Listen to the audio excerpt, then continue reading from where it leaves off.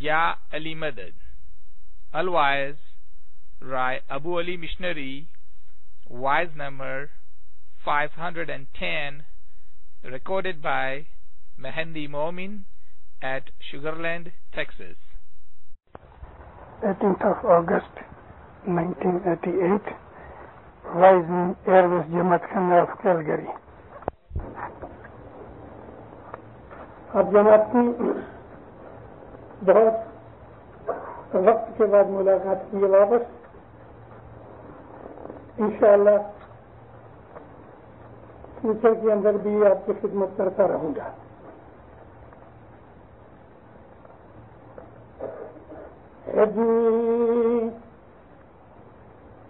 علی نبی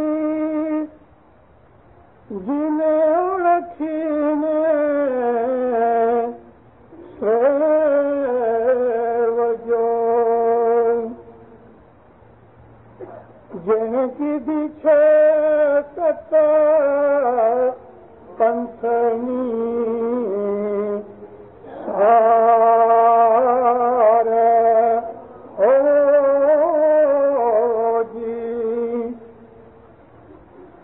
صدر دینا بولیا نرم من بھائی تمیرے جو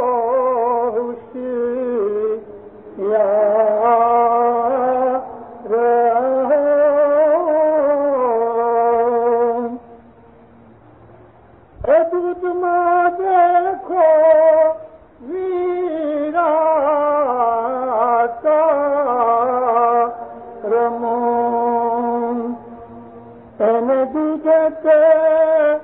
پرسو جنجال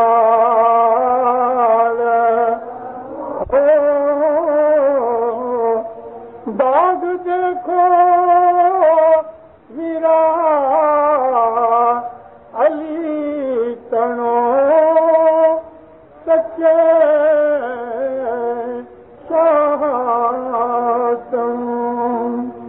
مولانا حضرت امام سے صلوات کرو محمد صلی اللہ علیہ وسلم. مولا علی جس کی نسل جس کا نور اس دنیا میں ہمیشہ موجود رہا ہے اور موجود رہے گا، اور اسی طرح سے رسول اکرم سرور کائنات سید المرسلین رحمت للعالمین کی بیٹی کی نسل جس کو ہمارے رسول کہتے ہیں، جو علی کی اولاد ہے. اس کے لیے بھی صدر دین فرمایا کہ علی نبی کی آل اولاد نے دین کی بہت مدد کی ہے، جس کی وجہ سے دین ٹکا رہا. اس کی پہچان کر کے اس کی خدمت کرتے رہو. آل علی نبی جی نے اوڑکھی نے سروجو جینے کیجی چھے ست پنتھنی سار کہتے ہیں مدد کرنا. اپنی صدر دن فرمایا تم ہوشیار رہنا، دنیا کے اندر بھول مت جانا، اس بات کو مت بھولنا کہ علی نبی نے اس دنیا کے اندر اسلام کو زندہ رکھا. جو لوگ ہسٹری سے واقف ہیں،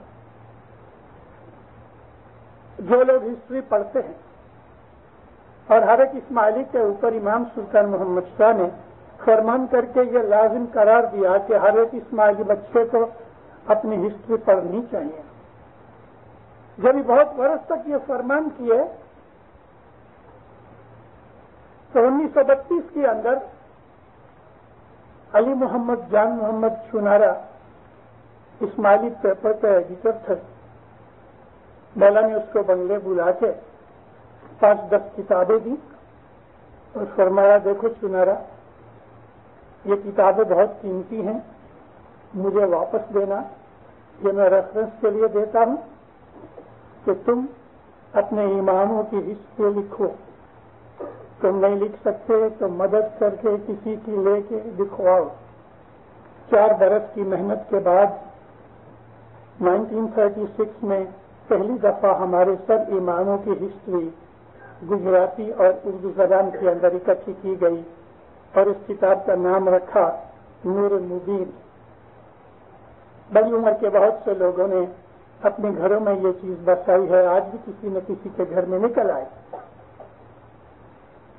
امام سلطان محمود سے بہت راضی ہوئے. اگرچہ نور المبین کے اندر بہت سی تاریخ ڈیٹس وغیرہ اور دوسری ایسی چھوٹی موٹی بڑی مسٹیکس رہ گئی ہیں، مگر جہاں تک ہسٹری کا تعلق ہے وہ بڑی اچھی کتاب ہے. اور امام وہ کتاب پکڑ کے جماعتوں کو دکھاتے کہ دیکھو نور المبین یہ کتاب جو ہے اس کو ضرور پڑھو. یہاں تک کہ بیت الخیال کی مہمانیوں کے اندر بھی سب لوگوں کو پوچھے تم نے نور المبین پڑھی؟ نہیں خدا ضرور پڑھو، تمہیں معلوم ہو رہا ہے کہ بیت الخیال کیا چیز ہے.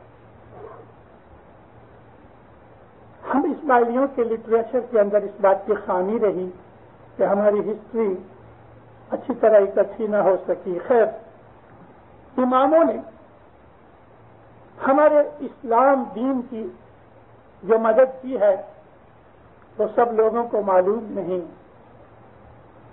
دینداروں ہمارے مولا علی کو لے لو. اسلام اگر دنیا کے اندر ظاہر ہوا تو مولا علی کی مدد کے بغیر پاسبل نہیں تھا.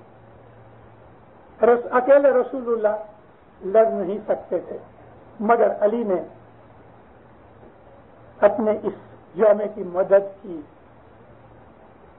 علی اور محمد دونوں نے اسلام کی بنیادیں رکھی ہیں.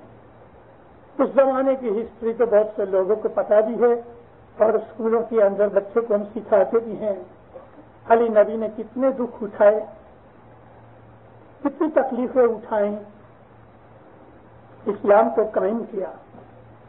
ضرورت پڑی تلوار چلانے کی تو تلوار بھی چلائی.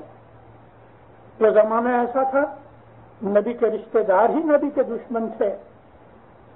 انہوں نے نبی کو جو دکھ دیا تو وہ فزیکل دکھ کی جب بات آ گئی اور لڑنے کی جب بات آ گئی تو علی نے اپنی ذوالفقار نکالی، دشمنوں کو قتل کیا، اسلام کو اسٹیبلش کیا، اسلام کا راج قائم کیا، مدینہ کو اپنا کیپٹل بنایا اور محمد رسول اللہ صلی اللہ علیہ وآلہ وسلم اس بادشاہت کے حکومت دین اسلام کے وہ سب سے پہلے تاجدار تھے، حاکم تھے. اور اس کے جو حکومت تھی عدل و انصاف سکھ شانتی سے بھری ہوئی تھی. نبی کہتے تھے کہ وہ زمانہ بہت جلد آئے گا کہ ایک اکیلی عورت زیورات داگینے پہن کے اگر سارے تھرو آؤٹ کنٹری گھوم جائے، عراق سے یمن تک جائے، حضرموت تک جائے، اس کو کوئی تکلیف نہیں ہوگی. اور حقیقت میں ایسا ہی ہوا کہ اکیلی عورت اونٹ کے اوپر بیٹھ کے دن یا رات کو کسی بھی وقت مسافری کر لے، اس کی طرف کوئی نظر اٹھا کے بھی دیکھ نہیں سکتا تھا. یہ اسلام کی شروعات کی موجودگی تھی. اس کے تھوڑے ہی برس پہلے یہ حالت تھی کہ 150 آدمی مل کے بھی اگر مسافری کرتے تھے تو مارے جاتے اور لوٹے جاتے تھے. لیکن تھوڑے ہی عرصے کے اندر اسلام نے اتنی سکھ شانتی پھیلا دی. رسول اکرم کی زندگی جب اس دنیا کے اوپر پوری ہوئی اور خلافت قائم ہوئی، میں تو صرف اپنے اماموں ہی کا ذکر کرنے بیٹھا ہوں. مولا علی علیہ السلام نے لڑائیاں لڑ لڑ کے دشمنوں کا خاتمہ کیا، اور جب نبی کریم کی آنکھیں بند ہوئیں تو غیروں نے تخت کے اوپر قبضہ کر لیا، لیکن مولا علی بالکل خاموش رہے. مولا کی یہ بہت بڑی قربانی تھی. اپنی نظروں کے سامنے اپنا حق جتا ہوا دیکھ کے بھی خاموش رہے. حالانکہ 1,20,000 مسلمانوں کے اندر رسول اللہ نے علی کا ہاتھ پکڑ کے غدیر کے موقع کے اوپر مسلمانوں کو کہا تھا کہ میرے بعد یہ تمہارا مالک ہے، اور سب سے پہلے بیعت کرنے میں حضرت عمر کھڑے ہوئے، اور انہی حضرت عمر نے سب سے پہلے ہی مولا علی کی بیعت توڑ کے وہ جو ہاتھ ادھر دیا تھا اور ابو بکر کو خلیفہ بنا دیا، لیکن مولا خاموش رہے، ایسے خاموش رہے کہ گھر سے باہر نکلنا بند کر دیا۔ بہت سے لوگ آ کے کہتے تھے یا علی آپ کو کیا ہوا؟ فرمایا بھائی بات ایسی ہے، میں قرآن جمع کر رہا ہوں اور میں نے قسم کھائی ہے کہ میں اپنے کندھوں پہ چادر نہیں ڈالوں گا جب تک کہ چادر ڈالنے کا مطلب تیار ہو کے باہر نکلنا۔ فرمایا میں اپنے کندھوں پہ چادر نہیں ڈالوں گا جب تک کہ میں قرآن جمع نہ کر لوں۔ اور رسول اللہ کی اس محبوب نے یعنی حضرت علی علیہ السلام نے اپنے ہاتھ دست مبارک سے قرآن لکھا، قرآن مکمل ہو گیا، پھر باہر نکلے۔ سب سے آرک اینیمی جو دشمن تھا وہ بنی امیہ والے تھے۔ ابو سفیان مولا کے پاس آ کے کہتا ہے یا علی آپ کو کیا ہو گیا؟ یہ لوگ یعنی یہ اشارہ ابو بکر کی طرف تھا اور عمر کی طرف، یہ لوگ آپ کا حق چھین گئے، رسول اللہ کے بعد خلافت آپ کا حق ہے اور یہ لوگ بیٹھ گئے ہیں۔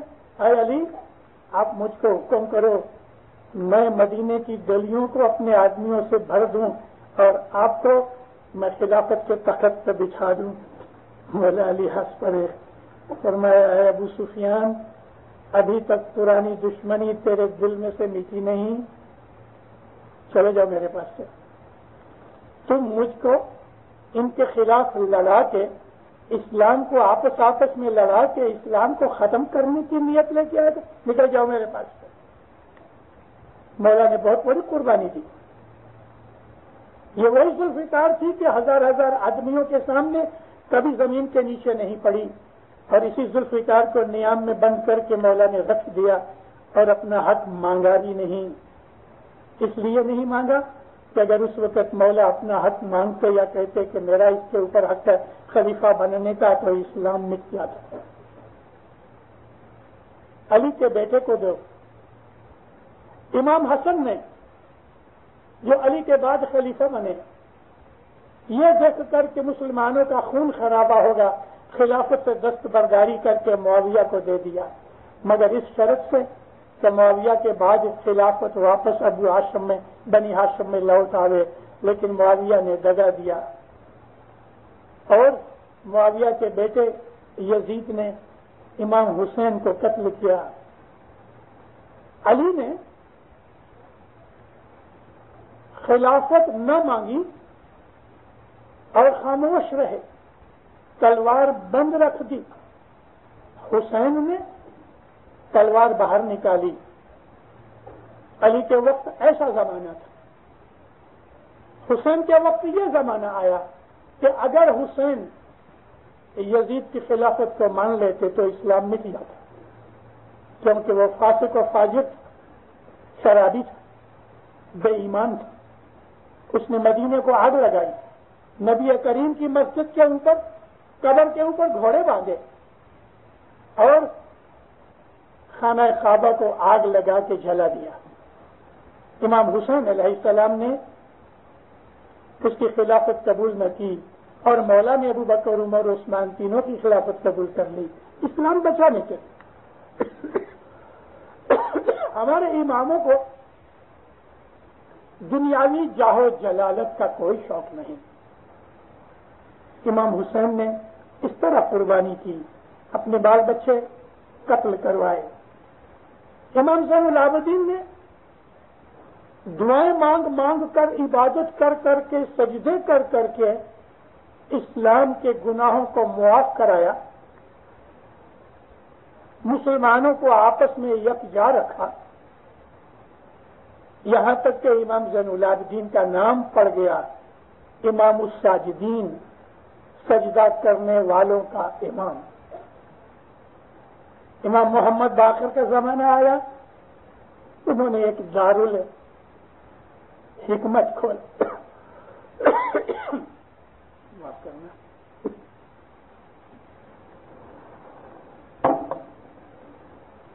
بوڑھا ہو رہا ہوں ابھی. دارالحکمت کھولا. اس دارالحکمت کے اندر مسلمانوں میں سے اچھے لوگوں کو علم سکھانا شروع کیا کہ جس کی قوت سے اسلام کو مدد ملے. مولانا جعفر صادق نے اسلام کی سب سے پہلی یونیورسٹی قائم کی. سب سے پہلے انہوں نے پہلے کالج بنایا, ٹریننگ کالج بنایا, اور پھر جامع بنائی. جامع یعنی یونیورسٹی. آج اگر ساری دنیا کے اندر جتنے بھی صوفی لوگ ہیں, لگ بھگ 30-32 قسم کے صوفی فرقے ہیں, ان تمام فرقوں کا جو بانی ہے وہ امام جعفر صادق ہے. دنیا کے اندر علم پھیلانے والے کی جو سب سے بڑی ہستی ہو گئے تو امام جعفر صادق. انہوں نے اس طرح دین کی خدمت کی. میں ہر ایک امام کی ہسٹری آج نہیں بیان کر سکتا, اتنا وقت نہیں, مگر تھوڑی تھوڑی درمیان کے اندر ضرور بیان کروں. امام وفی احمد کے زمانے کے اندر اخوان الصفا کے 51 رسالے لکھے گئے کہ جو دنیا کا پہلا انسائکلوپیڈیا تھا علم کے اندر. اس کے اندر تمام سائنسز کا ذکر کیا گیا ہے. اس کے بعد چلو تو ہماری حکومت قائم کرنے کے لیے مولانا امام مہدی نے افریقہ کے اندر قدم رکھا, اور امام موئز کے زمانے کے اندر الازہر یونیورسٹی جو تھی وہ قائم ہوئی. حالانکہ اس کے پہلے امام قائم کے زمانے کے اندر کالج ہو گیا تھا. اسلام کی سب سے پہلی یونیورسٹی وہ تھی کہ جس کے اندر صرف مسلمان آتے تھے امام جعفر صادق کے زمانے میں. مگر اسلام کی یہ ایسی یونیورسٹی تھی کہ یورپ کے لوگ پڑھنے کے لیے الازہر میں آتے تھے. اور الازہر وہ یونیورسٹی ہے کہ جس کے اندر سب سے پہلے دنیا کو یہ سکھایا گیا کہ جو اس کے اندر گریجویٹ ہو کے نکلے اس کو ایک جبہ دیتے تھے, گلے میں اسکارف دیتے تھے, اور سر کے اوپر ٹوپی پہناتے تھے. یہ چالو دنیا میں یہ گاؤن اور وگ وغیرہ اسکارف چالو کرنے والے اسماعیلی تھے الازہر یونیورسٹی میں, جس بات کو 1000 سال سے اوپر ہو گیا, تقریباً 1100 برس ہوئے. ہمارے اماموں کی ان خدمتوں کے کہ جو اسلام دین کے لیے انہوں نے کی ہیں, ان کی ڈیٹیلز پڑھنے سے ہمارے دل کے اندر گرمی پیدا ہوتی ہے, ہمارا ایمان تازہ ہوتا ہے. تو آل علی نے اور اولاد نبی, آل علی اور نبی نے اور علی نے, انہوں نے اسلام کو قائم رکھنے کے لیے بڑی خدمتیں کی. درمیان کا وقفہ میں اس لیے چھوڑ دیتا ہوں کہ آج اس کے پاس ٹائم نہیں, مگر ہمارے ان اماموں نے بھی کہ جو دور سطر میں رہے. ہمارے ہاں 2 دور سطر ہوئے. ایک وہ دور سطر کہ جو امام اسماعیل علیہ السلام سے شروع ہو کے امام رضی الدین عبداللہ تک ختم ہوتا ہے, اور دوسرا وہ دور سطر ہے کہ جو امام رکن الدین خورشہ کے بعد امام شمس الدین محمد سے لے کے اور سچ پوچھو تو امام ذوالفقار علی تک آ کے ختم ہوتا ہے. مولانا امام ذوالفقار علی تھے. انہوں نے سب سے پہلے ان شہزادیوں کو کہ جو تاتاری شہزادیاں تھیں ان میں شادیاں کر کے اسلام کو طاقت دی, کیونکہ تاتاریوں نے اسلام کو برباد کرنے کی ٹھانی لی تھی. تو امام نے ان کے گھروں میں شادیاں کر کے ان کی شہزادیوں کے ساتھ رشتہ وغیرہ جوڑا اور اسلام کو بچا لیا. رسول اللہ نے کیا کیا تھا؟ نبی کریم نے جو اتنی شادیاں کی, ٹوٹل 11 شادیاں کی رسول اللہ نے. ایسے ٹائم تو 9 بیویاں تھیں نبی کے گھر میں, لیکن نبی نے اتنی شادیاں کوئی دنیاوی نظر سے نہیں کی تھیں. عربوں کے الگ الگ جو قبیلے تھے ان کی دشمنیاں مٹتی نہیں تھیں, تو رسول اللہ نے بڑے بڑے الگ الگ جو مختلف ان لوگوں کے قبائل تھے ان ٹرائبس کے اندر سے ایک ایک عورت لے کے شادی کی. اور یہ عورتیں وہ تھیں کہ 2-2, 3-3 دفعہ ودوا بیوہ ہو چکی تھی, بڑی عمر کی ہو چکی تھیں. سلمہ جو تو 70 کے 72 برس کی عمر میں نبی کے گھر میں شادی کر کے آئی. تو نبی نے ان تمام بڈھیوں سے شادی اس لیے کی کہ کامن داماد بن کے سب کی آپس میں رشتہ داری ہو جائے. مولانا امام ذوالفقار علی نے تاتاری یعنی جو ٹارٹرز تھے جنہوں نے اسلام کو برباد کرنے کی ٹھانی تھی اور دشمن تھے اسلام کے چنگیز خان کے بیٹے، ان کی فرزند، ان کی اولاد، ان کی شہزادیوں سے شادی کر کے رشتہ داری قائم کر کے اسلام کو بچا لیا۔ ہمارے اماموں نے اسلام کو بچانے کے لیے ہر وقت جب بھی ضرورت پڑی تو کھڑے ہو گئے۔ ایک اور زمانہ آیا، آخری خلیفہ مسلمانوں کا سلطان عبدالحمید ترکی کے اندر، اس کو عطا ترک ترکی نے ڈپوز کیا، تخت میں سے اٹھا دیا، نظر قید کر دیا، خلافت ابالش کر دی۔ اس وقت امام سلطان محمد شاہ صلوات اللہ علیہ نے ہندوستان کے اندر ایک خلافت موومنٹ بنوا کے، جس کے اندر اس زمانے کے شوکت علی، محمد علی بڑے مشہور لیڈر تھے مسلمانوں کے۔ مولا نے ایک خط لکھا کمال عطا ترک کو کہ تم خلافت کو ابالش مت کرو، کہ اس لیے کہ مسلمان جو ہیں وہ آپس کے اندر ڈیوائڈ ہو جائیں گے۔ آخر ایک مرکز تو، ایک سینٹر تو ہے اسلام کی تنظیم کا۔ کمال عطا ترک نے خلافت کمیٹی کو یہ جواب دیا کہ کبھی بھی اسلام کے اندر جو خلافت کا عہدہ تھا وہ کوئی مذہبی عہدہ نہیں تھا، پولیٹیکل باڈی تھی جس کو میں نے ابالش کر دیا، اور اسلام کے اوپر اس چیز کا کوئی اثر نہیں پڑے گا۔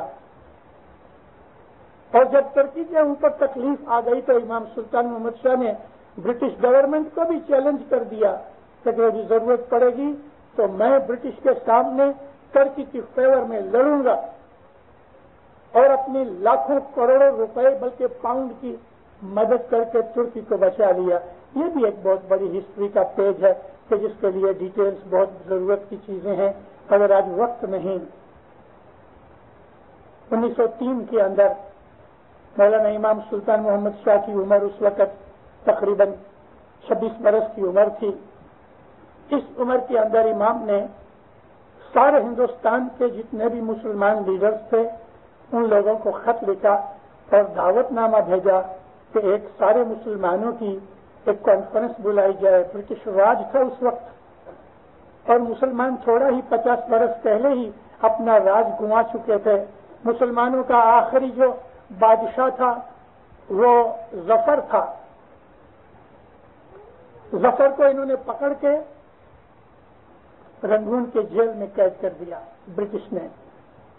ہندوستان کے اندر 1856 میں بہت بڑا بلوا ہوا تھا برٹش کے سامنے، اور وہ مسلمان سولجرز نے کیا تھا، اس لیے مسلمانوں کو سول سروس میں سے نکال دیا گیا۔ محمد شاہ ظفر آخری بادشاہ ڈپوز کیا گیا، اور مسلمان کمزور ہو گئے، بیکار ہو گئے، بھکاری ہو گئے، فقیر ہو گئے۔ 50 برس بعد امام سلطان محمد شاہ نے سارے مسلمانوں کو اکٹھا کیا۔ الہ آباد کے اندر ایک آل پارٹیز مسلم ایجوکیشنل کانفرنس بلائی گئی۔ اس وقت 27 برس کے اس لڑکے جوان کو بڑی بڑی عمر کے داڑھیوں اور مونچھوں والے بزرگوں، پگڑی والے ملاؤں نے امام کو عرض کر کے اپنا لیڈر بنایا اور کہا کہ صدارت آپ لو۔ مولا نے اس کی پریزیڈنٹشپ قبول کر لی ایجوکیشنل کانفرنس کی، اور امام نے یہ کانفرنس اس لیے بلائی تاکہ مسلمانوں کے اندر ایجوکیشن بیدار کی جائے۔ مدرسے قائم کرو، اسکول قائم کرو، کالج بناؤ۔ 3 برس اور نکلے تو 1906 کے اندر امام سلطان محمد شاہ نے پھر واپس مسلمانوں کو اکٹھا کیا، اس دفعہ پولیٹیکل بابت کے لیے، اور 1906 کے اندر اسی طرح سے الہ آباد کے اندر مسلم لیگ کی مولا نے بنیاد ڈالی، اور انہوں نے سب نے مل کے امام کو ساری زندگی کا مسلم لیگ کا پریزیڈنٹ بنایا۔ جو ماں باپ نے 1936 کے اندر ریزائن کر کے محمد علی جینا کو یہ اپنا عہدہ اور کرسی سونپ دی۔ امام سلطان محمد شاہ نے اسلام کے لیے، خاص طور پہ ہندوستان کے مسلمانوں کے لیے بہت کچھ کیا۔ 1911 کے اندر 7 کے 8 برس پہلے وہ بنائی ہوئی جو 1903 کی کانفرنس تھی، ایجوکیشنل کانفرنس، اس کو اور زور دینے کے لیے مولا نے 1911 کے اندر سارے ہندوستان کا دورہ کیا۔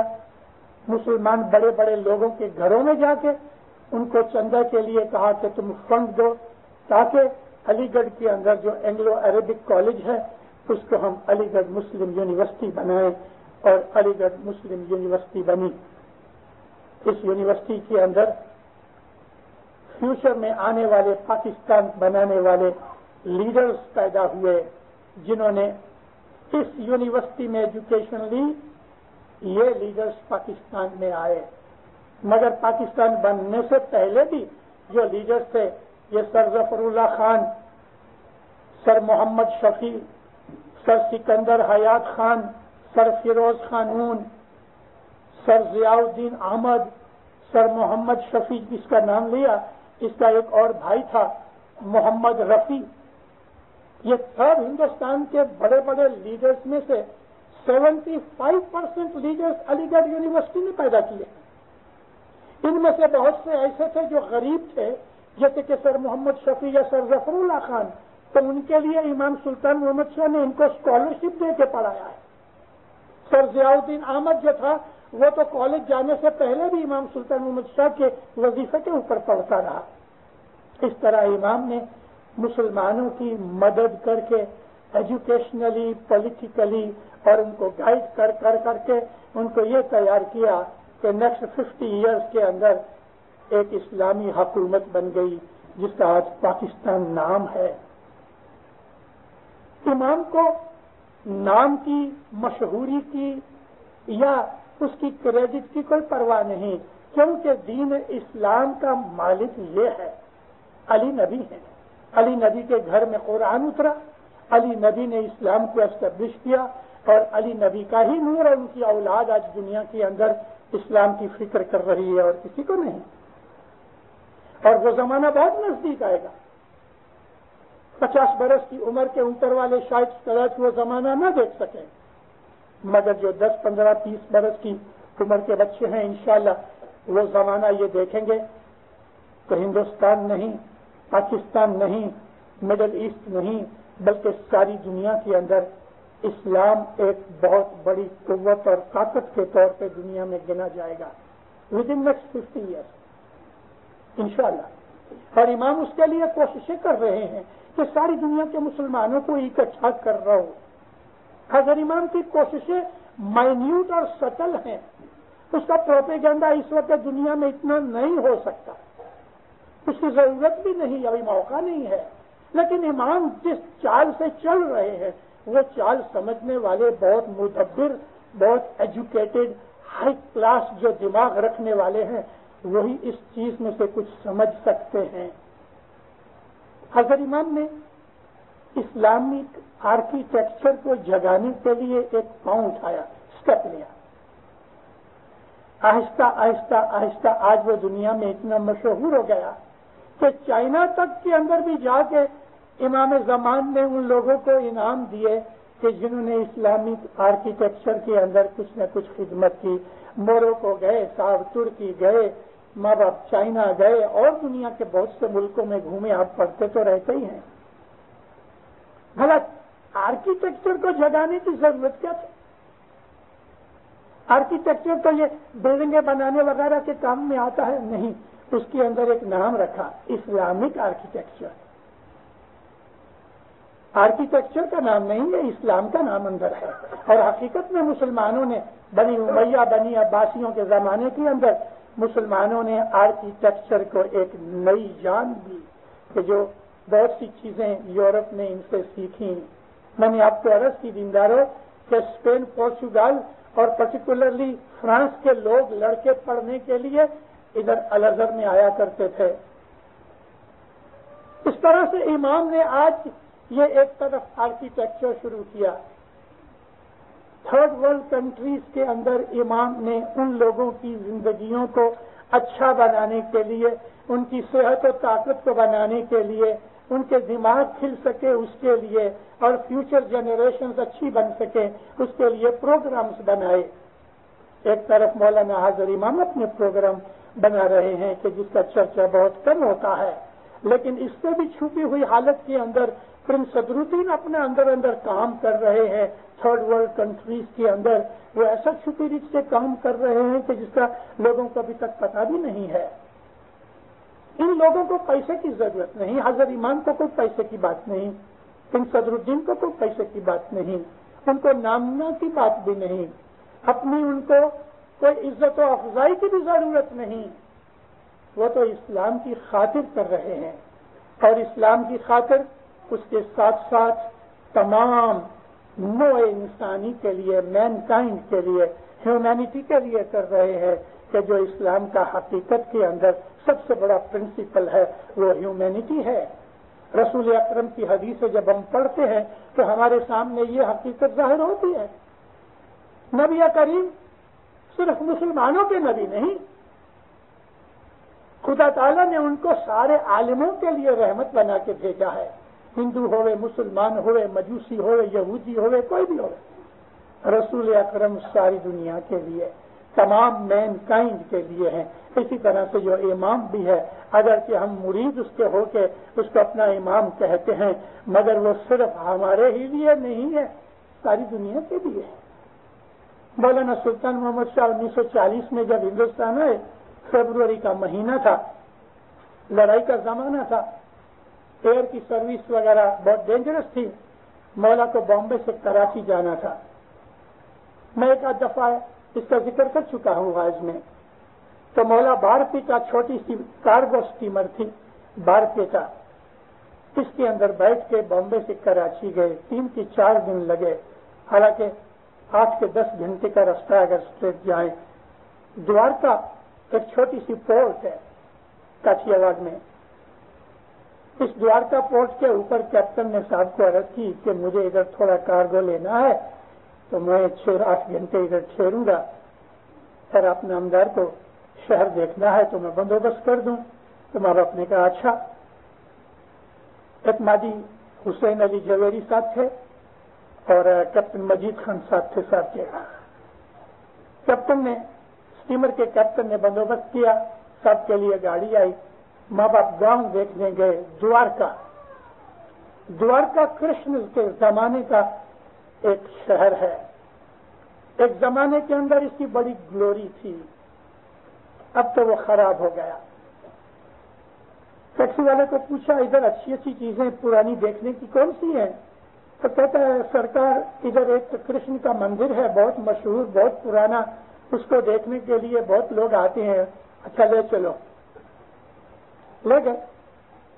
سب نیچے اترے, کھنڈر پڑے تھے, ٹوٹا ہوا بہت سا, چھت بھی ٹپکتی تھی. حالت دیکھ کے صاحب کو بہت رنج ہوا.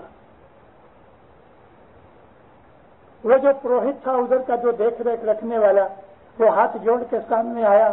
ایسی حالت دیکھ کے صاحب نے کہا کہ تم ریپیئر نہیں کرتے؟ کہتے صاحب دلی بہت دفعہ لکھا ہے, حکومت کو کوئی جواب نہیں آتا. صاحب نے پوچھا کہ بھلا کتنا خرچہ ہوئے اس کو ریپیئر کرنے کا؟ تو کہتا 40-50 ہزار روپیہ تو ضرور چاہیے. صاحب نے کوئی جواب نہ دیا. ماں باپ چلے گئے.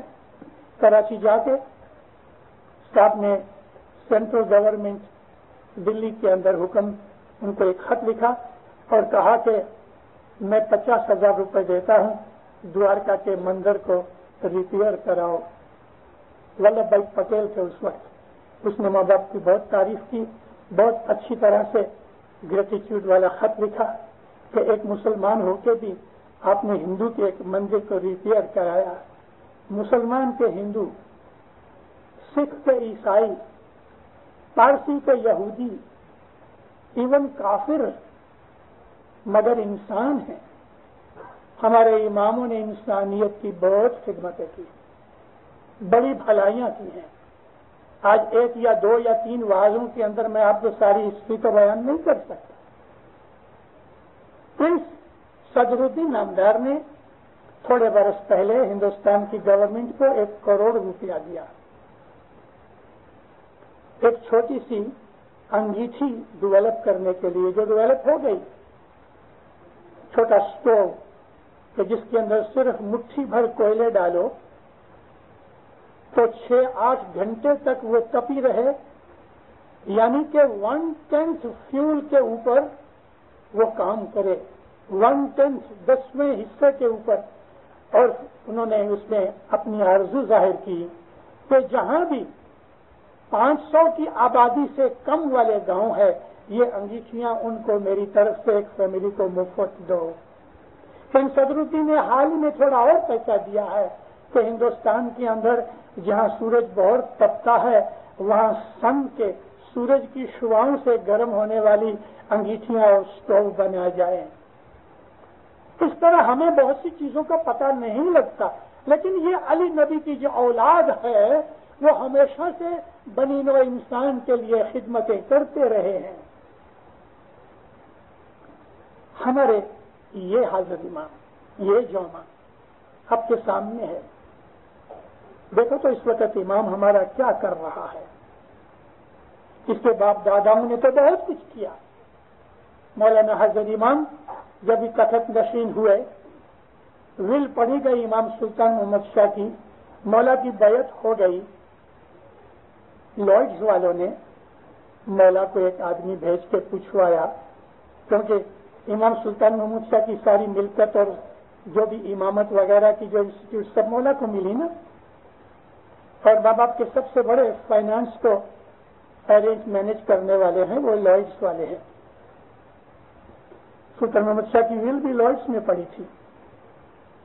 ان کا ایک مینیجر آیا پوچھنے کے لیے کہ یور ہائنس آپ کے دادا نے یہ لسٹ ہے ان جگہوں کی ہر سال اتنی اتنی مدد کرتے رہے.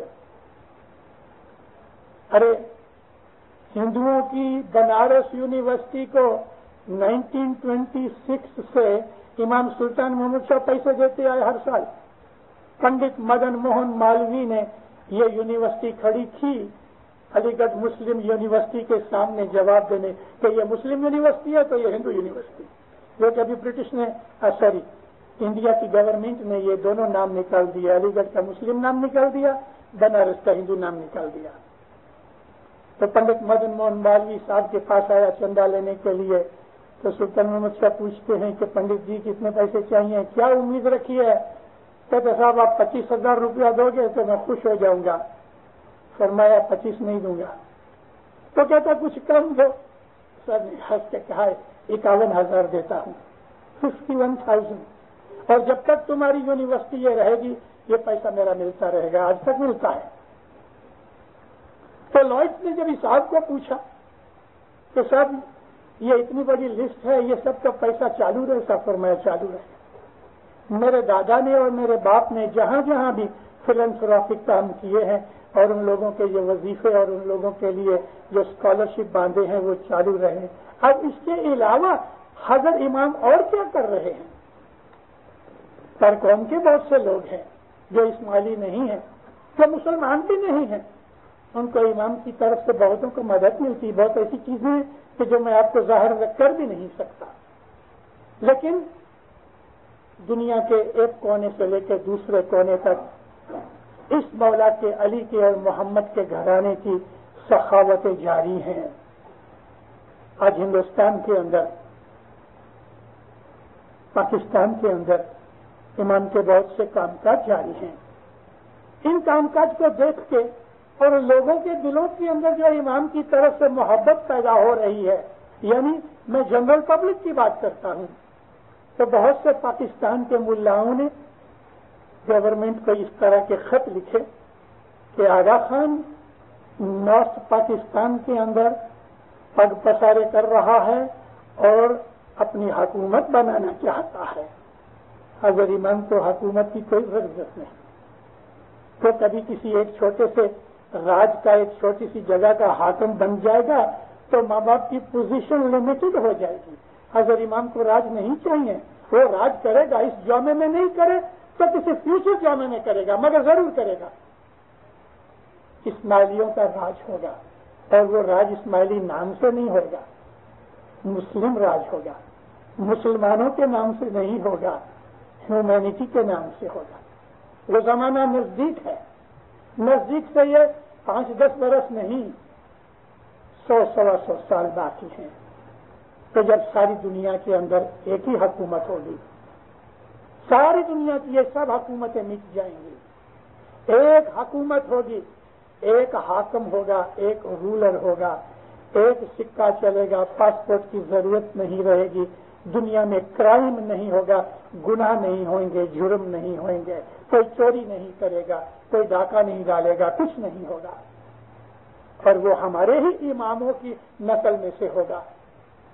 ساری دنیا کے اندر اس بات کی شہادتیں موجود ہیں۔ ہمارا مولا گلگت ہنزا چترال یہ وہ علاقہ ہے کہ لگ بھگ 1000-2000 سال سے اگنور کیا گیا ہے۔ حالانکہ ادھر ہنزا میں اسماعیلی بہت ہیں، گلگت کے اندر تھوڑے ہیں، چترال میں بھی تھوڑے ہیں، لیکن امام نے اپنے اسماعیلی بچوں کو نظر رکھ کے نہیں، تمام مسلمانوں کے لیے کہ جو مولانا حضرت امام کہا کرتے ہیں میرے نانا کی امت ہیں۔ یہاں آ کے مجھے ایک بات کلک ہوئی۔ 1936 کا زمانہ تھا، مولانا امام سلطان محمد شاہ کی گولڈن جوبلی 19 جنوری کو ہو گئی تھی۔ یہ 1936 گولڈن جوبلی کے ٹائم کی میں بات کرتا ہوں۔ نواب پٹودی ہاؤس دلی کے اندر پنجاب کی اور فرنٹیئر کی جماعتوں نے آ کے پڑاؤ ڈالا، منڈپ باندھے، اور امام سلطان محمد شاہ 6 دن تک روز آتے رہے۔ ابھی یہ جنوری کی بگننگ کا واقعہ ہے، لیکن 1935 کی دسمبر یعنی اس کے 8-10 دن پہلے، تھوڑے دن پہلے 31 دسمبر کو رات کے وقت ایک بہت بڑا منڈپ، اس کے اندر 40,000 جتنے مسلمان اکٹھے ہوئے، بڑی بڑے لیڈرز آئے تھے، وہاں بڑی بڑی اسپیچز وغیرہ ہوئی۔ میں نے یہ آنکھوں دیکھی بات ہے، میں اس وقت اسکاؤٹ یونیفارم میں تھا۔ مسلمان جو تھے نا، انہوں نے امام کو دیکھ کے اتنا جوش و خروش اور اپنی محبت کا اظہار کیا کہ بات چھوڑ دو۔ دوسرے دن صاحب جب یہ اپنی مریدوں کے اندر پنڈال میں آئے تو مشنری سبزلی حیات تھے، پھر سبزلی بڑے خوش تھے مولا، جب آ کے بیٹھے تو سب پوچھتے ہیں سبزلی تم رات کو اس جلسے میں تھے؟ کہتے ہاں خداوند تھا، مسلمان آپ کے اوپر اتنے فدا تھے، خداوند ہمارا تو دل، ہمارا سینہ بڑا ہوتا تھا کہ مسلمان ہمارے مولا کے اوپر اتنے فدا ہیں۔ مولا فرماتے ہیں ہاں سبزلی سچ بات ہے، یہ میرے نانا کی امت ہے، نہ میں ان کو چھوڑ سکتا ہوں نہ یہ مجھے چھوڑ سکتے ہیں۔ اگرچہ ان کو پتا نہیں کہ میں کون ہوں، لیکن میرے نانا کی امت ہے۔ سبزلی دنیا کا ہر مسلمان جب درود پڑھتا ہے، درود یعنی صلوات، تو وہ میرے اوپر آتی ہے۔ جب ہم کہتے ہیں نا اللہم صلی علی محمد و آل محمد، تو آل محمد کے اندر تو بھی امام سے بڑا اور کوئی نہیں۔ تو مولا فرماتے ہیں سبزلی یہ میرے نانا کی امت ہے، میں ان کو کیسے چھوڑ سکتا ہوں؟ یہ جب درود پڑھتے ہیں تو وہ درود میرے اوپر آتی ہے۔ سبزلی بہت سے مسلمان مجھے نہیں جانتے، دنیا مجھے نہیں جانتی، مگر ایک دن آئے گا میں آنکھ کا ایک اشارہ کروں گا، مطلب کہ کوئی ایسا کام کروں گا کہ ساری دنیا کے مسلمان میرے پاؤں پڑیں گے، مجھے اپنا امام مانیں گے۔ میں نے آپ کو عرض کی کہ وہ زمانہ آئے گا، نبی کریم کی حدیثوں میں سے ملتا ہے، دنیا کے جتنے بھی مذہب ہیں تمام مذہب کی کتابوں میں سے ہمیں یہ چیز ملتی ہے۔ میں کسی اور جماعت خانے کے اندر انشاءاللہ یہ نیکسٹ 3 دن کے اندر دیکھوں کہ جہاں بھی امام مجھ سے بلوائے میں بولوں گا، کچھ کہوں گا۔ تو یہ جو امام ہے، اگرچہ آج ہم یہ کہتے ہیں کہ ہمارا امام ہے، حالانکہ بہت سے اسماعیلی بھی اس کی امامت کو، اس کے نور کو، اس کے درجے کو جانتے نہیں۔ بہت سے اسماعیلی بھی اس سے منہ پھرا رہے ہیں۔ بہت سے اسماعیلیوں کا ایمان جھچو پچو ہو گیا ہے گئے 10-15 سال کے اندر۔ بہت سے اسماعیلی سنی ہو گئے ہیں، بہت سے اسماعیلی ہیں اسماعیلی ظاہر میں، جماعت خانے بھی آتے ہیں، لیکن ان کے دلوں کے اندر امام کے لیے کوئی محبت نہیں، ان کے دلوں کے اندر امام کے لیے کوئی شناخت نہیں۔ مگر یہ سب کچھ ہونے پر بھی یہ جو بتی تو روشن رہنے والی ہے، نور خدا ہے کفر کی حرکت سے خندزن، اللہ کا جو نور ہے اور یہ خود نور ہے، کافروں کی حرکت کے اوپر خدا کا نور ہنستا ہے، اور اس لیے ہنستا ہے کہ پھونکوں سے یہ چراغ بجھایا نہ جائے گا۔ امامت کا جو نور ہے وہ پھونکوں مارنے سے، یعنی دنیا والوں کے کچھ ہل چال کرنے سے یہ نور مٹ نہیں سکتا۔ بنی امیہ نے، بنی عباسیوں نے 1100 برس محنتیں کی کہ کسی طرح سے یہ آل رسول مٹ جائے، نہیں مٹا سکتے۔ یزید کے لشکر نے 6 مہینے کے بچوں کو مار ڈالا، لیکن 21 برس کے جوان امام زین العابدین کو انگلی بھی نہ کر سکے، حالانکہ وہ نظر کے سامنے کھڑا ہے، اس لیے کہ امام زین العابدین سے امامت جاری ہونے والی ہے۔ جن ظالموں نے 6 مہینے کے بچوں کو مار ڈالا کربلا کے اندر، انہوں نے 21 برس کے جوان امام زین العابدین کی طرف آنکھ بھی نہ اٹھائی، کیونکہ خدا یہ چاہتا تھا کہ یہ نسل قیامت تک جاری رہے گی اور یہ نسل کبھی نہیں ٹوٹے گی۔ یہ اسماعیلیوں کا دعویٰ آج 1400 سال تک جاری ساری ہے اور قیامت تک جاری ساری رہے گا کہ یہ امامت ہمیشہ قائم رہے گی۔ یہ نور خدا کا ہے، یہ چراغ خدا کا ہے، یہ بتی خدا کی ہے، وہ کبھی مٹنے والی نہیں، کبھی بجھنے والی نہیں، اور انشاءاللہ ساری دنیا کے مسلمان اس کو قبول کریں گے۔ مولانا حاضر امام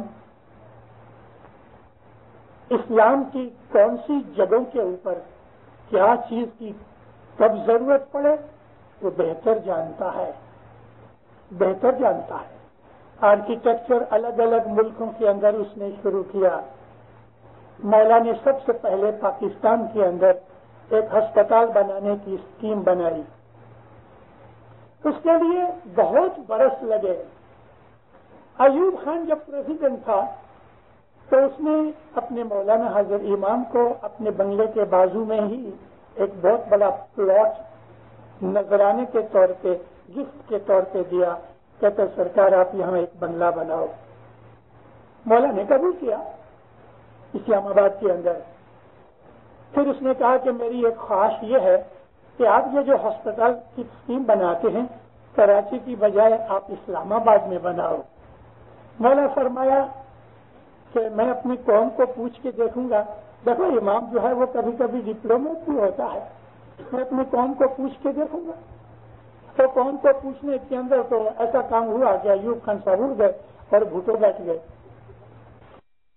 میں ہو سکتی تھی وہ ابھی 1 روپیہ ہو گیا اس کا، اتنی قیمتیں بڑھ گئی۔ ماں باپ کی اوریجنل جو اسکیم تھی اس سے 10 گنا 50 گنا زیادہ ہو گیا، مگر امام نے ہاسپٹل بنائی۔ ایک چھوٹی سی ہاسپٹل کی بات میں سے بڑی ہاسپٹل ہو گئی، بڑی سے کرتے کرتے کرتے کرتے اس میں سے یونیورسٹی بن گئی۔ مومنوں، آپ میں سے بہت سے پڑھے لکھے لوگ بیٹھے ہیں، آپ میں بہت سے گریجویٹ ہیں جو یونیورسٹیوں میں پڑھے لکھے ہیں، آپ میں بہت سے ایسے ہیں کہ جو پروفیشنل آدمی ہیں، ایکسپرٹس ہیں۔ مجھے ساری دنیا گھوم کے بتاؤ تو صحیح، ایک ایگزامپل مجھے بتاؤ کہ ایک انڈیویجول آدمی نے ایک یونیورسٹی بنائی ہوئے اور اس کو مینٹین کرتا ہوئے، مجھے دکھاؤ تو صحیح کہ دنیا میں بہت سی یونیورسٹیاں ہیں کہ جو ایک آدمی کو ایک بڑی رقم دے کے مر جاتا ہے، اس کے نام کی تختی لگ جاتی، یونیورسٹی ہو جاتی، مگر اس کو مینٹین پھر گورنمنٹیں کرتی ہیں۔ مگر یہ یونیورسٹی مولانا حاضر امام یا اس کے مرید اس کو مینٹین کرتے ہیں۔ مرید کیوں؟ کہ حاضر امام ہمارا ماں باپ ہے، ہم اس کے بچے ہیں، یہ ایک فیملی ہے۔ حاضر امام اور اسماعیلی ایک فیملی ہے، تو یہ ہماری یونیورسٹی ہے، ہمارے مولا کی یونیورسٹی ہے، ہمارے مولا کا یہ ہاسپٹل ہے، اور ہمارے اوپر جس طرح ہمارے باپ کے اوپر یہ فرض آ گیا ماں باپ کے اوپر، تو ہمارے اوپر بھی یہ فرض اس کو مینٹین کرنے کا، اور ہمیں مینٹین کرنا چاہیے۔ یاد رکھو دینداروں، جنہوں نے قرآن پاک پڑھا ہے، پڑھنے والے تو بہت تلاوت کرتے ہیں، مگر محض ثواب کے لیے، علم کے لیے، حکمت کے لیے نہیں پڑھتے۔ اللہ نے ہماری روزی کے لیے فرمان کیا ہے. اللہ کہتا ہے کہ رزق خدا دیتا ہے. اگر کسی آدمی کو 1 روٹی ملتی ہے، کسی کو خدا 5 روٹیاں دیتا ہے کہ وہ کھا بھی نہیں سکتا، اور کسی کو آدھی بھی نہیں دیتا کہ بیچارے کا پیٹ بھی پورا نہیں ہوتا. یہ وہ جانتا ہے کہ کس کو کتنی روزی دے. مگر اس نے یہ ضرور کہا ہے کہ جو تمہارے سے نیچے ہیں ان کے ساتھ محبت اور رحم کرو. رسول اکرم نے اس بات کے لیے بہت زور دیا کہ اگر تمہارے پاس 1 روٹی ہے تو تم اپنے غریب بھائی، جو تمہارا سگا بھائی نہیں مگر تمہارا دین بھائی ہے، آدھی اس کو دو اگر ضرورت پڑے تو. رسول اکرم فرماتے ہیں اگر کسی آدمی کا پڑوسی بھوکا سوئے گا تو خدا اس آدمی کو قیامت کے دن پوچھے گا کہ تیرا پڑوسی بھوکا کیوں سویا؟ کیا میرے حکم کا تجھے پتہ نہیں تھا؟ مسلمان اس طرح سے بھی پکڑا جائے گا کہ اس کا پڑوسی بھوکا سویا، اور وہ پڑوسی کی شرط نہیں کہ مسلمان ہوئے، پڑوسی بھلے کافر ہوئے، بھلے پر قوم والا ہوئے، لیکن اگر تمہارا پڑوسی بھوکا سو گیا ہے تو اللہ کہتا ہے میں تمہیں قیامت کے دن پوچھوں گا کہ تمہارا پڑوسی کیوں بھوکا سویا؟ کیا میں نے تجھے روزی نہیں دی تھی؟ کیا اس میں سے تھوڑا تیرے پڑوسی کا حق نہیں دیا جا سکتا تھا؟ اسلام نے تو بہت اس بات کے لیے حکم کیا ہے. قرآن شریف کہتا ہے کہ تمہاری جتنی بھی آمدنی ہے وہ خدا کی بخشش ہے، اس کے اندر سے عشر خدا کا حق ہے 10%. زکوٰۃ رسول اکرم نے دین کی مضبوطی کے لیے مانگا ہے. بہت سے مسلمان تفسیر لکھنے والوں نے، ٹرانسلیٹ کرنے والوں نے، اور بہت سے غیر مسلمان یورپینس وغیرہ نے زکوٰۃ کا مطلب پور ٹیکس کیا ہے. یہ رونگ ہے. پور ٹیکس اس کا مطلب ہے ہی نہیں. عربی زبان کے اندر زکی کہتے ہیں پاکیزگی کو، زکوٰۃ کہتے ہیں وہ پیسہ کہ جو نکل جانے کے بعد دوسرے پیسے کو پاک کرتا ہے. اگر زکوٰۃ نہ دی جائے تو تمہارا پیسہ پاک نہیں ہوتا قرآن شریف کے حساب سے. تو اللہ فرماتا ہے عشر اللہ کا حق ہے، اور زکوٰۃ جو ہے اس کی 2.5% اللہ نے تخصیص نہیں کی، لیکن رسول اکرم نے اس بات کی تشریح کی کہ 2.5% زکوٰۃ دو. یہاں تک بس نہیں، باقی کے 7.5% ٹوٹل خمس ہے، 20% ہے. باقی کے 7.5% اللہ فرماتا ہے کہ تمہارے غریب رشتہ دار، تمہارے غریب یار دوست، بھکاری مانگنے والے مساکین، اور وہ لوگ کہ جو بندی خانے میں ہوئے، یعنی یا تو وہ جیل میں ہیں یا وہ غلام ہے. غلام بھی تو جیل میں ہی ہے نا، آزاد نہیں. ان کو چھڑانے کے لیے خرچ کرو.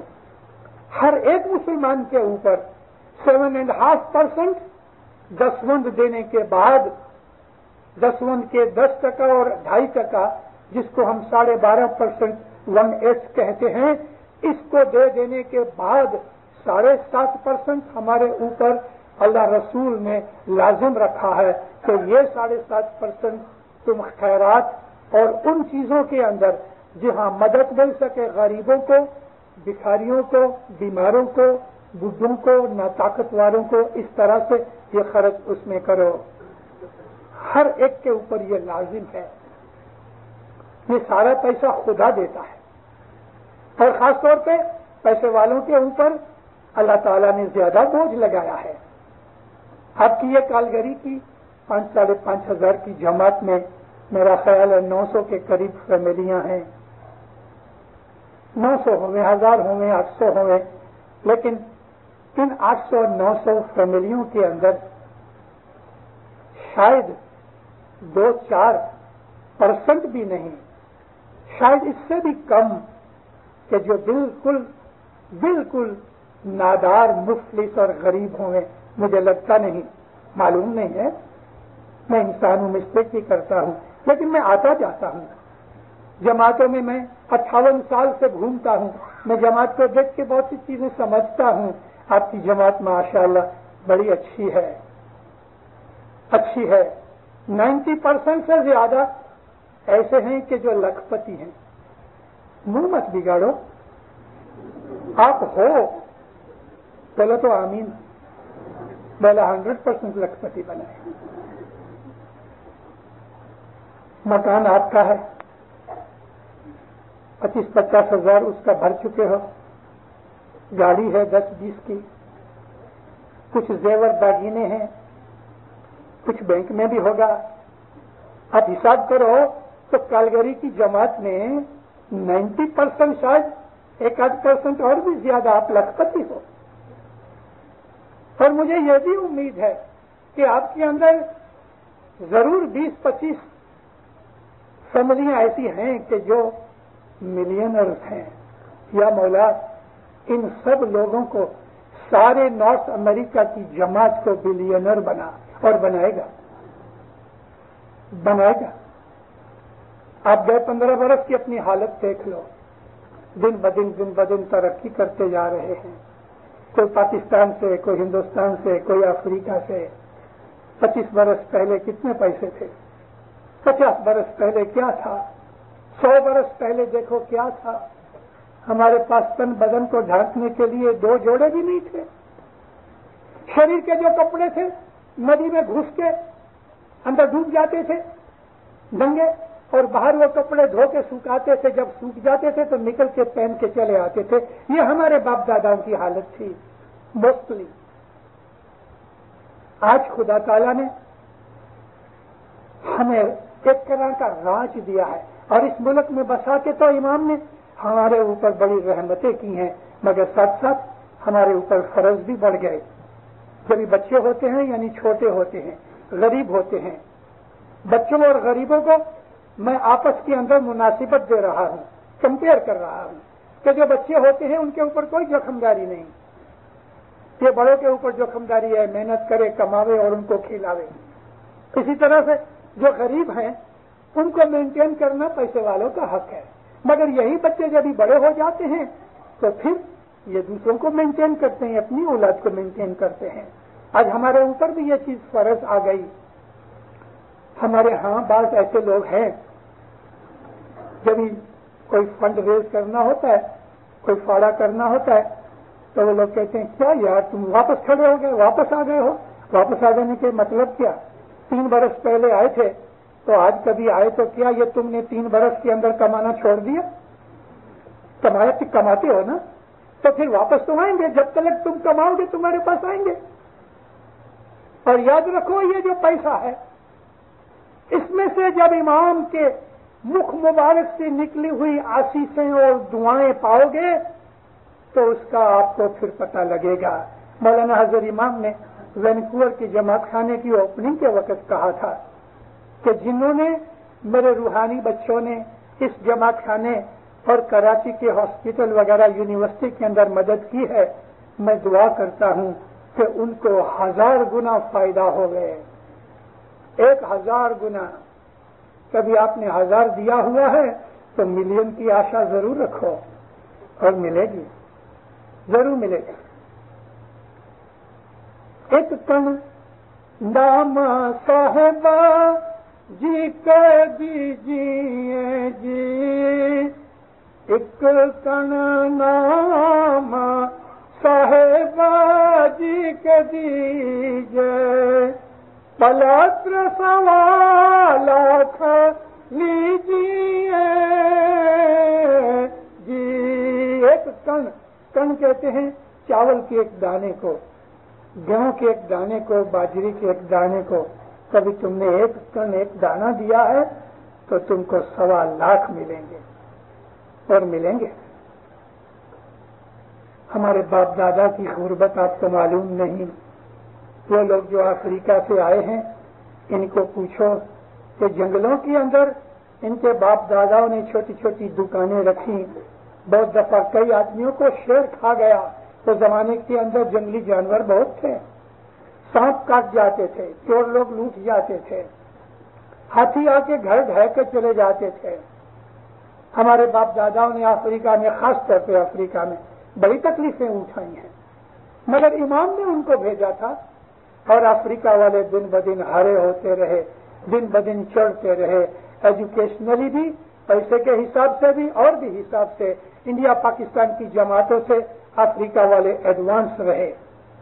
پاکستان بننے کے بعد پھر حالت انڈیا اور پاکستان کی سدھری، لیکن یہ سب امام کی دعائیں تھیں. اور کاٹھیا واڑ کے اندر آج بھی حالت خراب اس لیے ہے کہ انہوں نے امام کی نافرمانی کی ہے. 1905 سے امام سلطان محمد شاہ نے کاٹھیا واڑ والوں کو بولا کہ تم باہر نکل جاؤ نکل جاؤ نکل جاؤ. 1943 میں 40 برس کے بعد حضرت امام فرمایا مجھے 40 برس ہوئے، میں تمہیں کہتا ہوں کہ تم کاٹھیا واڑ چھوڑ دو، مگر تم نہیں گئے. ابھی تم مار کھاؤ گے پھر چھوڑو گے. اور آج کاٹھیا واڑ کی حالت اس نافرمانی کے کارن سے بہت خراب ہے. ہمارے اوپر یہ فرض آ جاتا ہے کہ ساری دنیا کے اندر جہاں بھی ایک اسماعیلی بھائی دکھی ہے، ہمارا فرض ہے ہم اس کی مدد کریں. یہ جو 2 پروجیکٹ ہیں آغا خان فاؤنڈیشن کے، یہ بہت بڑے پروجیکٹس ہیں. آغا خان فاؤنڈیشن آج کیا ہے اور آج سے 20 برس پہلے کیا تھی دینداروں، وہ میں جانتا ہوں. تھوڑے سے وہ لوگ ہیں کہ جو لیڈر اس کے اندر پڑے ہیں انہیں پتا ہوگا. لیکن آج سے 20 برس کے بعد آغا خان فاؤنڈیشن کیا ہوگی، اس کی بھی ویژن امام نے دی ہوئی ہے. یہ آغا خان فاؤنڈیشن ہمارے لیے بیت المال ہے اور بیت المال بنے گا. بہت سی ایسی چیزیں ہیں کہ جو آپ جماعت کو پتا نہیں ہے کہ آغا خان فاؤنڈیشن کیا کر رہی ہے. آغا خان فاؤنڈیشن بیت المال کی طرح ہے، اس کی مدد کرنا ہمارے لیے فرض ہے. آج یہ سیدھا کمپنی ہے اور یونائٹڈ نیشنز والے اور یونیسیف والے ان لوگوں کو کوئی پروجیکٹ کسی تھرڈ ورلڈ کنٹری میں کرنا ہے تو آغا خان فاؤنڈیشن کو پیسہ دیتے ہیں کہ آپ اپنے پیسے میں یہ پیسہ شامل کر کے یہ اس کے اندر لگاؤ.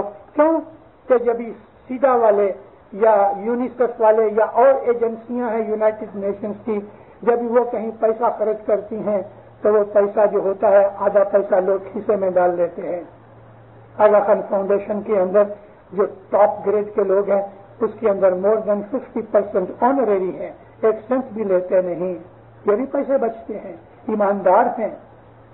اور اس طرح نہیں کہ جس طرح سے کہ افریقہ کی کسی کنٹری کو کبھی ایک کنٹری نے تھوڑا سا مانو کہ 50,000 ٹن اناج دے دیا، تو اناج دیا ہے غریبوں کے لیے، مگر غریبوں کو تو اناج ملتا ہی نہیں کیونکہ وہ اناج باہر بھیج دیا جاتا ہے.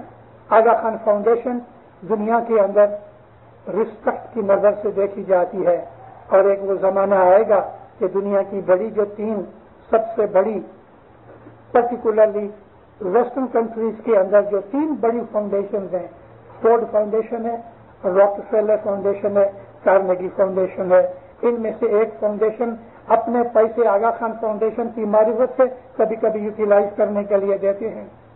اور ایک وہ زمانہ آئے گا دینداروں کہ آغا خان فاؤنڈیشن انشاءاللہ ساری دنیا کی سب سے بڑی مدد کرنے والی فلانتھروپک یہ فاؤنڈیشن ہوگی.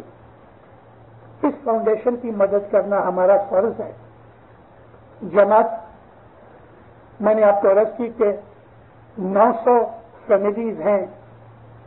ان 900 فیملیز کے اندر 1000 سے $1200 در مہینے انڈیویجول آورک ہے جو کام کرتے ہیں.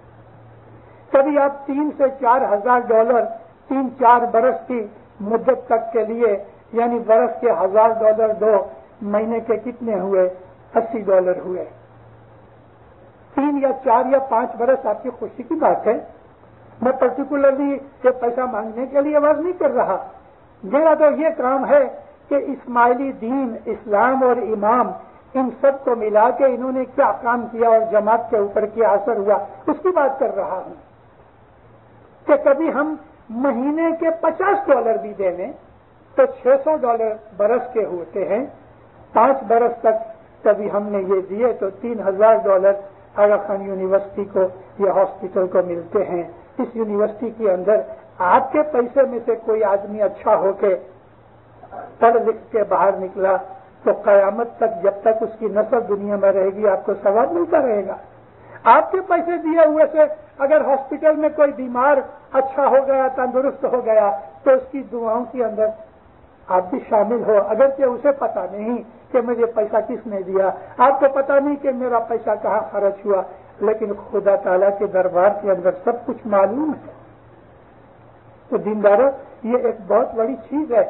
علی نبی نے جس طرح دین کی خدمت کی تو مریدوں کا یہ فرض ہے کہ وہ اپنے مولانا حاضر امام کے ساتھ کھڑے رہیں، جیسے کربلا کے اندر وہ عاشق کھڑے رہے جانتے ہوئے بھی کہ موت کے بغیر کوئی دوسرا راستہ نہیں، لیکن مولانا حسین کے ساتھ 72 آدمیوں نے اپنی جان دی۔ ہر زمانے کے اندر اماموں کے ساتھ عاشق اور مومنین جو تھے وہ کھڑے رہے، اور انہوں نے نہ اپنی جان کی پرواہ کی، نہ مال کی پرواہ کی، نہ اولاد کی پرواہ کی، نہ عزت کی پرواہ کی، مگر اپنے اماموں کے کام کے اندر مدد کرتے رہے۔ مولانا حاضر امام کو مددگاروں کی ضرورت تو ہے ہی نا۔